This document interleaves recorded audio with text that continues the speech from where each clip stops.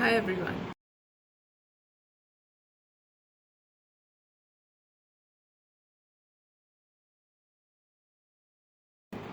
These days, it is in vogue in India to talk about right to freedom of speech and expression, right to protest, and how they are being completely bulldozed, mauled, and trampled over by the central government, which is a fascist institution.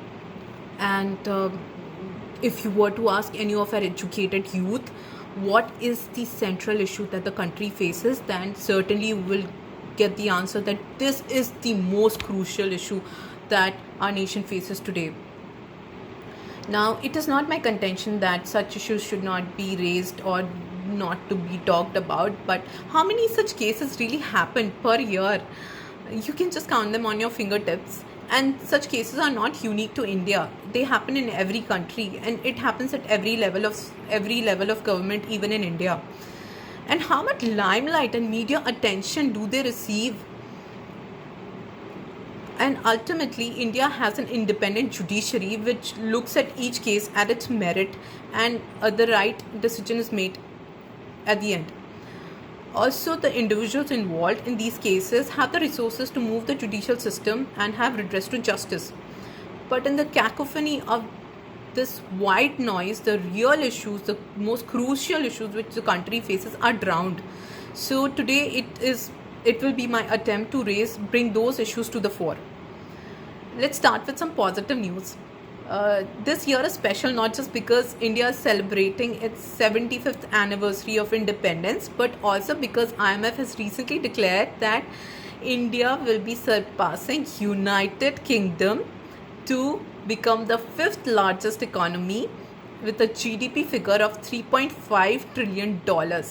The next 5 years look even more promising as India will become a $5.5 trillion economy by 2027, surpassing Germany and the fourth largest economy. The difference between Indian economy at the time and the Japanese economy at the time, which will be the third largest, will be less than $1 trillion, and according to the IMF, it will be completely doable and not over ambitious for India to surpass even the Japanese economy. So we can realistically assume that the Indian economy might be the third largest by the end of this decade. This is all the more exciting because in 2010, the Indian economy was trailing with the economies of Italy and Brazil at number 9. These are such heady times, and is there a place more exciting to be in than India today? Unless, of course, one fancies living in China, that is. Now looking at the real issues that the country faces, some grave serious issues that the country faces, and they are hunger, extreme poverty, unemployment, and the demographic bulge. So do you know that in India 35% of the under 5 children are stunted, 20% of the under 5 children are wasted, that is, they have less weight for their height. 51% of the Indian women belonging to the reproductive age are anemic.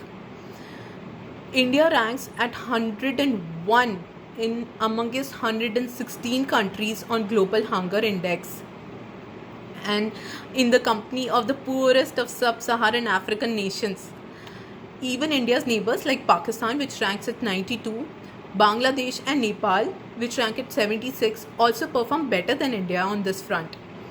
So India is in the serious hunger category, and this is when India is home to the 7 out of 100 richest people in the world. 166 billionaires live in India. An Oxfam survey declared that in India, the top 1% of the population owns 73% of its resources. Now, when coming to poverty in India, the debate over poverty is so controversial that it's even more controversial than the religious debate. In the past decade, we haven't seen any numbers from the government over the poverty. Any data hasn't been released by the government on poverty. Recently, the Rangrajan committee had declared in 2014 that a fourth of the urban population is poor and 31% of the rural population is poor, but its report wasn't accepted by the government of the day. Now, two studies have been released, one by the World Bank and the other one by the IMF. The IMF study, done by three Indian economists, declares that India is on the road to abolish its extreme poverty completely. In India, the extreme poverty, population falling in extreme poverty is less than 1%. To be precise, it's just 0.8%. Now, what exactly is extreme poverty? It is the World Bank's definition of extreme poverty, which means the consumption expenditure of less than $1.9 per person per day. The World Bank study states that pegs the extreme poverty level in India at 10%. Now, firstly, the two reports are so contradictory.